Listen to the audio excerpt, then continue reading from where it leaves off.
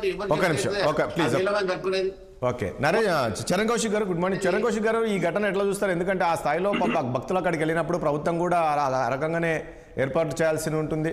అది కాక నిన్న ఈ రోజు అనేది ఒక ప్రత్యేకత. ఆ రోజు అమావాస్య అనేది, మౌని అమావాస్య అనేది భారీగా భక్తులు చేరుకుంటారు, అక్కడికి లక్షల వరకు వెళ్తుంటారు. అంటే ప్రభుత్వ వైఫల్యం అనుకోవచ్చా ఇక్కడ? అంటే ఈ రోజు మౌని అమావాస్య స్థానానికి వెళ్ళాలని చెప్పేసి పెద్ద ఎత్తున భక్తులు రావడంతో 1:30 1:30 ప్రాంతంలో ఈ ఘటన చోటు చేసుకుంది.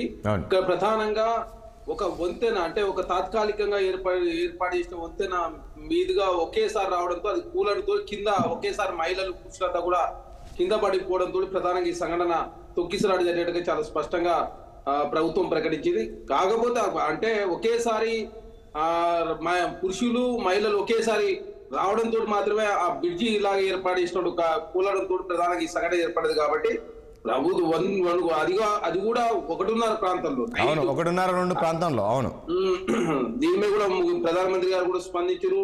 అదే కాకుండా అక్కడ రాష్ట్ర ప్రభుత్వం కూడా దీని మీద తగు చర్యలు కూడా తీసుకున్నారు. కాబట్టి ఏదేమైనప్పటికీ కూడా ప్రధానంగా దీని విషయంలో ఒకేసారి అందరూ ఒకే దగ్గర స్నానం చేయాలి, ఆ పుణ్యస్నానం ద్వారా మాత్రమే ఫలితం వస్తుందని చెప్పేసి అనుకోవడం మూలంగా మాత్రమే ఈ ఘటన జరిగినట్టుగా కనపడతా ఉంది. కాబట్టి ఆల్రెడీ ఆ ఘాటు సంబంధించి కూడా ఆల్రెడీ అక్కడ ఉన్నటువంటి ఎవరైతే పెద్దలు ఉన్నారో ఆల్రెడీ వాళ్ళంతా కూడా గైడ్ చేస్తా ఉన్నారు. ప్రధానంగా అక్కడనే స్నానం చేయడంతో కాకుండా మిగతా చుట్టుపక్కల కూడా స్నానం చేయొచ్చు అని చెప్పేసి వాళ్ళు కూడా ఇప్పుడు గైడ్ చేస్తా ఉన్నారు. ఏదైనా కూడా ఈ సంఘటన జరగడం చాలా దురదృష్టకరం. అదే కాకుండా ప్రభుత్వ పరంగా ఏంటంటే పెద్ద ఎత్తున ఇప్పుడు చూస్తా ఉన్నాం, ఫ్లైట్లన్నీ ఎండిపోయినాయి, రోడ్డు మార్గం తర్వాత పోదామంటే కూడా రోడ్డు అంతా ట్రాఫిక్ జామ్ అయిన పరిస్థితి.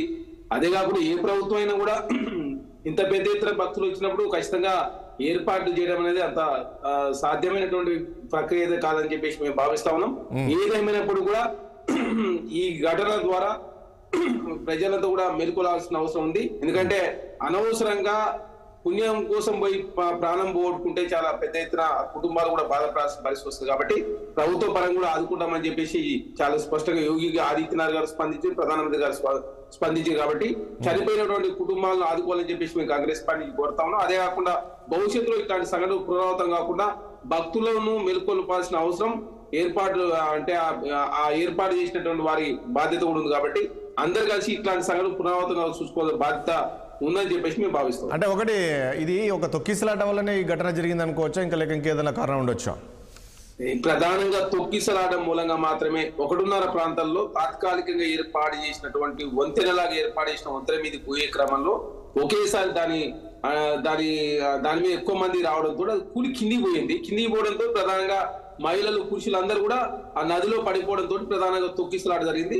తొక్కిసలాట జరగడంతో వాళ్ళకి సంబంధించిన కుటుంబాలంతా కూడా మా కుటుంబానికి సంబంధించిన వ్యక్తి వెళ్ళిపోయారని చెప్పేసి ఎత్తికే క్రమంలో అందరూ ఏ కుటుంబాల వాళ్ళు ఆ కుటుంబాలు ఎత్తికే క్రమంలో అక్కడ తొక్కిసలాట జరిగింది. కాబట్టి దీనిలో విదేశీ కుట్ర అనేది ఉండదని చెప్పేసి మేము భావిస్తాము. ఇది అనుకోకుండా జరిగినటువంటి సంఘటనే భావించాల్సిన అవసరం ఉంది. అనవసరంగా భక్తుల మధ్య భయోందోళన క్రియేట్ కావడం మాత్రమే ఈ సంఘటన జరిగినట్టు కనపడతా ఉంది. కాబట్టి ఇట్లాంటి సంఘటనలు పునరావృతంగా చేయాల్సినటువంటి బాధ్యత అక్కడ నిర్వాహకుల మీద ఉంది. ఆల్రెడీ ప్రభుత్వం కూడా తక్షణమే స్పందించింది. కాబట్టి అదేవిధంగా ఎవరైతే చనిపోయారో వారి కుటుంబాలు న్యాయం చేయాలని చెప్పేసి మేము కోరుతాం.